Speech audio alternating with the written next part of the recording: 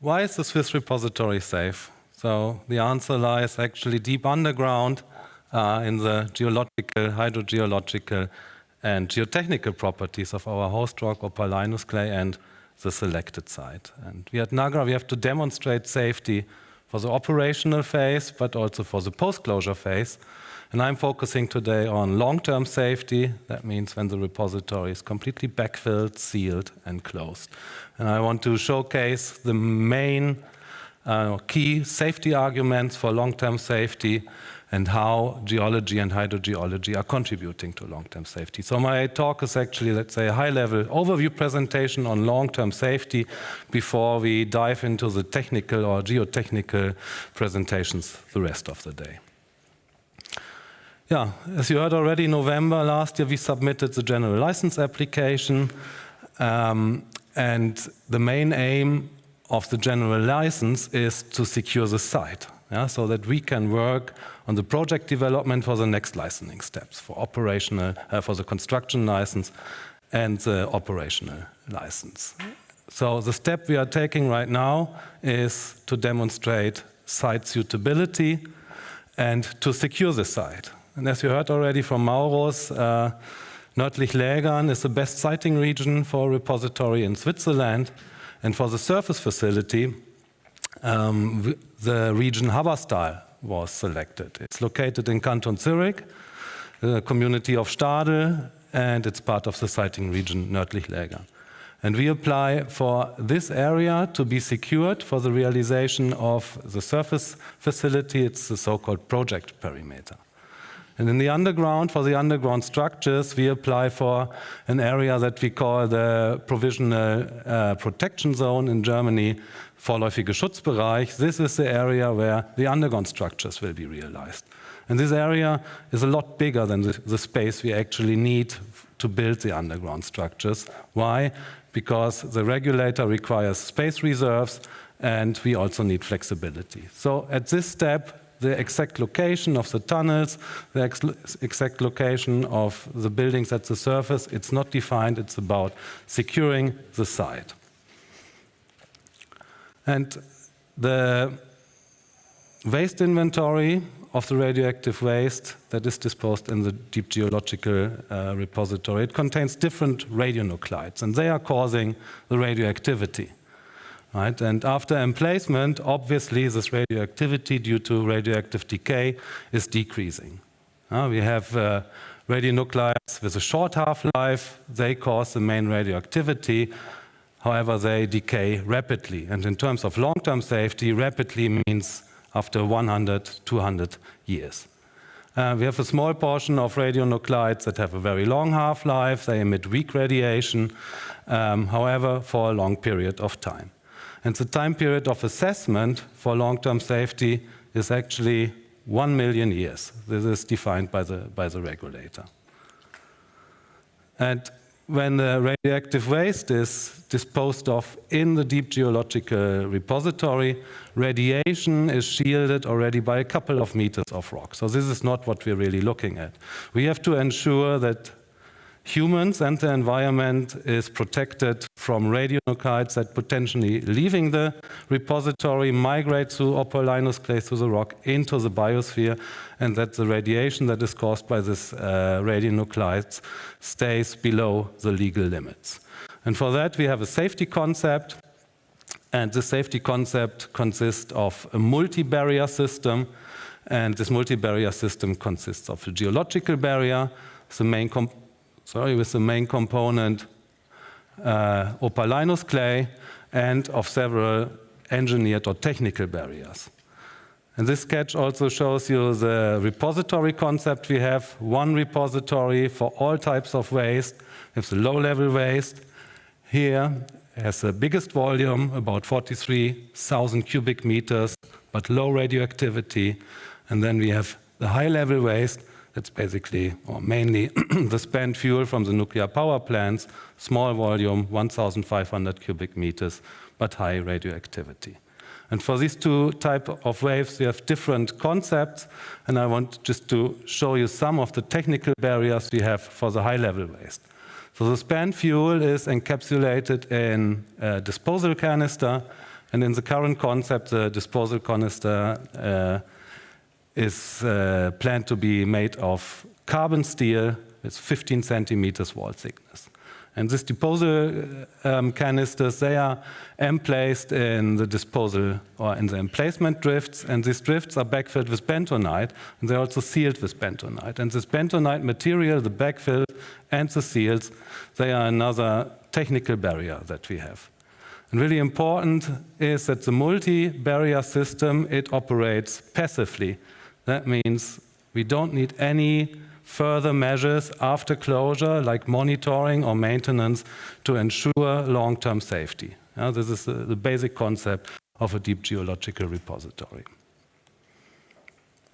And the individual barriers of this multi-barrier system, they provide the so-called safety functions. The safety functions together, they make the system robust and safe. So if these safety functions are fulfilled, that's the philosophy, the long-term safety is ensured. So let's have a look at them. First is isolation of radioactive waste. That's mainly done by the depth of the geological repository. Then the second one, complete containment of radionuclides of a period of time. For high-level waste, this is, for example, achieved by the disposal canister. It has to last, according to the NZ requirements, at least 1,000 years. Second one, if eventually or potentially radionuclides are leaving the repository and migrating into the rock, they have to be immobilized, retained, and the release has to be very slow. This is mainly done by opalinous clay. I will show you why opalinous clay is an excellent barrier later on. And to a less degree also by the technical barriers like the bentonite. The fourth one is compatibility, so the components have to be compatible to each other and don't disturb each other, so to say. And of course, we're looking at 1 million years time period. We need long-term stability of the multi-barrier system with regard to long-term geological and climatic evolution at the surface. Yeah. From this multi-barrier system, the geological barrier is actually of primary importance. And this is due to the excellent qualities of and the long-term stability of the so-called containment-providing rock zone. And this zone includes the opalinous clay, our host rock, has a low hydraulic conductivity, transport is mainly diffusion dominated, and the geological units above and below opalinous clay that have similar favorable properties. Yeah? The vertical extent of this containment-providing rock zone is defined by the aquifers, the deep aquifers in the underground. They define the vertical extent. The depth of the repository ensures that surface processes are not affecting safety-relevant processes in properties in opalinous clay, and so do also the technical barriers. So one of the main aims of the technical barriers is to mitigate and minimize potential disturbances in the opalinous clay host rock. So let's look at the geological situation of the site. Here, 4 lithostratigraphic profiles are shown from deep boreholes that were recently drilled in Nördlichlägern. And opalinous clay lies in a depth of 800 to 900 meters, has a thickness of about 105 meters, and as I said, has a high and constant clay content. It's about 50 to 60% clay that we have in opalinous clay. The so-called containment rock zone has a thickness of about 300 meters. And above opalinous clay, we have the Dogger formations above opalinous clay and the Wildeck formation, and then it's limited by the regional Malm aquifer and the limestones here. That is the regional aquifer. Below opalinous clay, we have the Staffeleck formation in the Lias, and we have the upper Kuiper, the so-called Klettgau formation.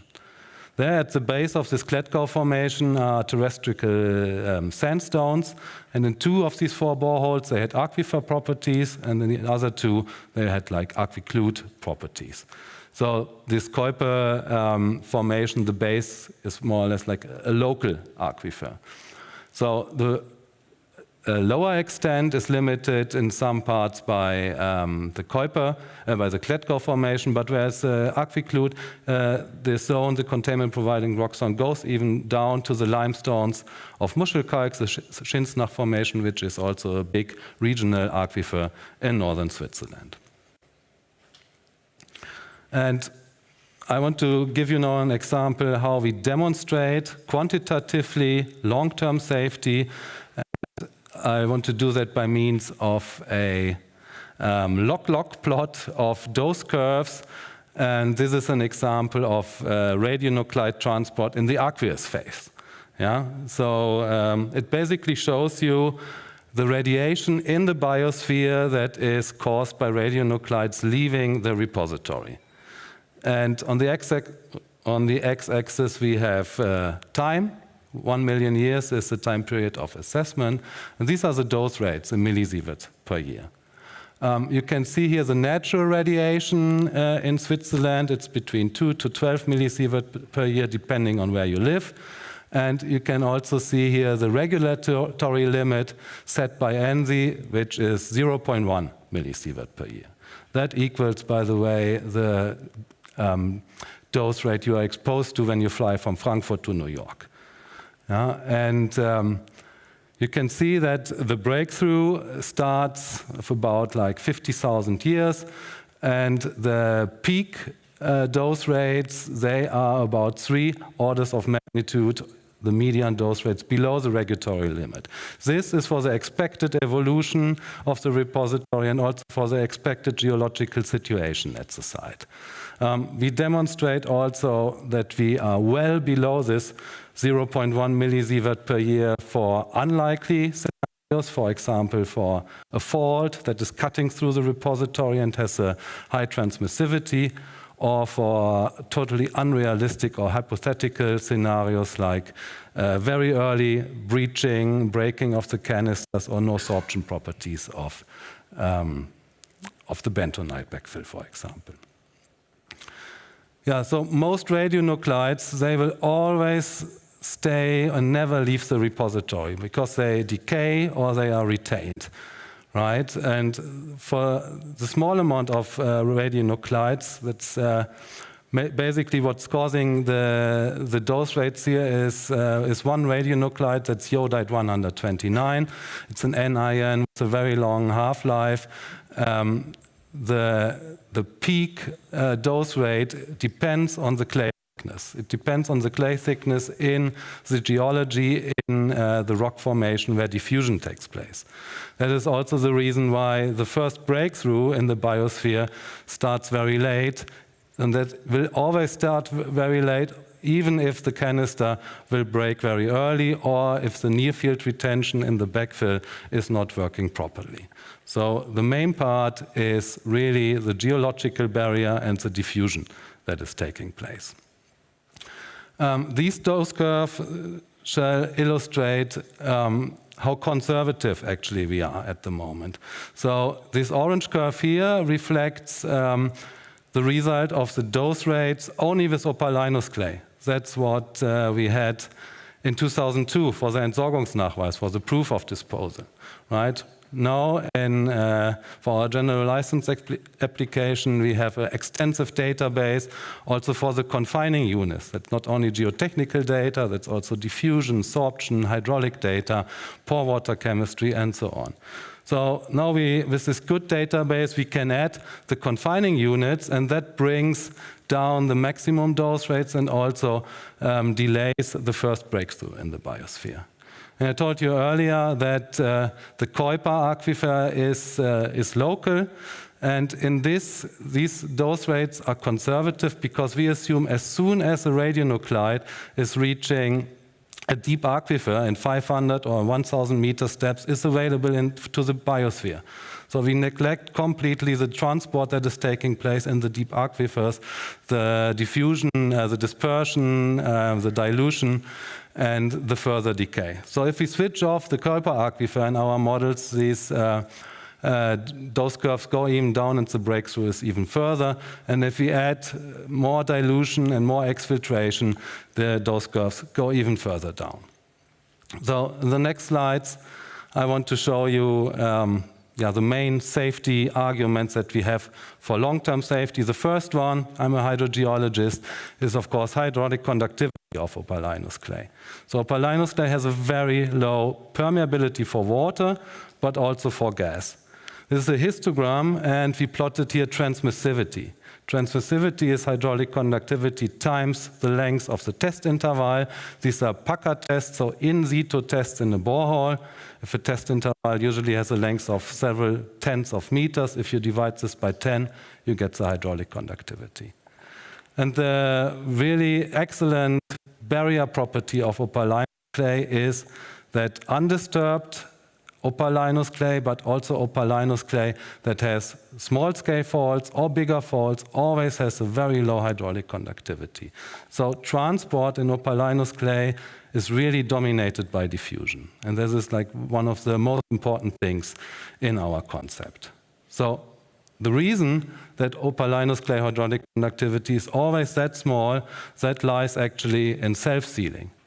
Self-sealing means any fracture that forms will close again. And the main processes driving this reduction in aperture of the fractures is hydromechanical or physico-chemical processes. The main process here is actually swelling of smectites or material expansion. And for robust self-sealing, we need rocks like opalinous clay with a high clay mineral content, but also sufficient stress overburden. Yeah, and that opalinous clay, that robust self-sealing works in opalinous clay, we need 200 meters at least of overburden. But our analysis of the long-term evolution, the site show that we will always have in 1 million years, we will have this 200 meters overburden, even when uplift and erosion are taking place. And another main argument for long-term safety and the contribution of opalinous clay is actually sorption. Clay minerals have a negative surface charge, and they also have a huge surface area. So cations, positively charged radionuclides, they are bound and retained by the clay minerals actually. That's a further main argument for our safety concept. So if we look now at the sites, we need, and we are having at the site, geological long-term stability. 4 maps of Switzerland. Here in the top left is seismicity. The site is located with this, is marked with this yellow marker. The site is located in a region that is seismically very quiet. Yeah, you can see here the historically and instrumentally measured earthquakes and also the probability of earthquake occurrence. Then the site is located in a region where we have very little uplift rates. So uplift here in Switzerland is caused by the Alps, by the orogenesis of the Alps, but also of the still ongoing rebound after the last glaciations. And the site is in a region where we have very little uplift rates. The bottom left shows you also that the site is located away from the main tectonic features in Switzerland. So in this really long-term stable area. And when it comes to depth, here's depths of the top of opalinous clay shown. The site is actually in an ideal depth. It's deep enough to be protected from surface processes, but it's not too deep for construction. And that brings me to my last slide. The site is located in a tectonically stable zone. You see here a geological profile through the siting region in Nördlich-Lägern from north-northwest to south-southeast. We have here the tertiary molasse sediments. These are the Mesozoic sediments from Malm to Muschelkalk.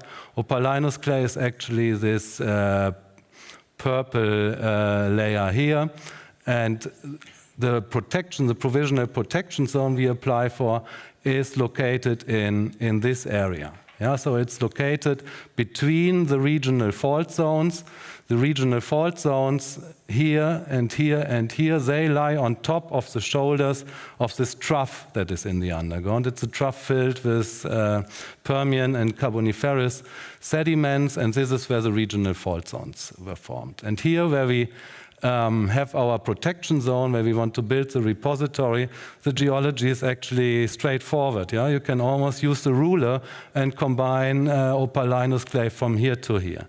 So opalinous clay in our site is really has large, flat-lying and undisturbed areas. That's exactly what we need for our repository. And on the right side, I show a map of mapped fractures. This is top of opalinous clay, and this is based on the seismic interpretation that was done. This is the seismic perimeter where we performed 3D seismics. The geological profile to the left runs through here, and you see here in red the mapped faults that we see in the seismic at top of opalinous clay. And you can see that in between these two regional fault zones, we couldn't find any faults actually in the 3D seismic. So the site offers really excellent opportunity to place the repository.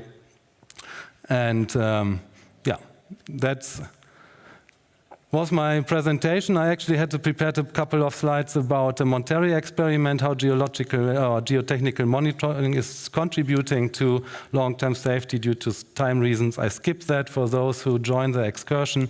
I will present that in Monterey to you. And thank you very much for listening. Enjoy the rest of the conference. We have fantastic presentations coming up, so you're in for a treat today and tomorrow. Thank you very much.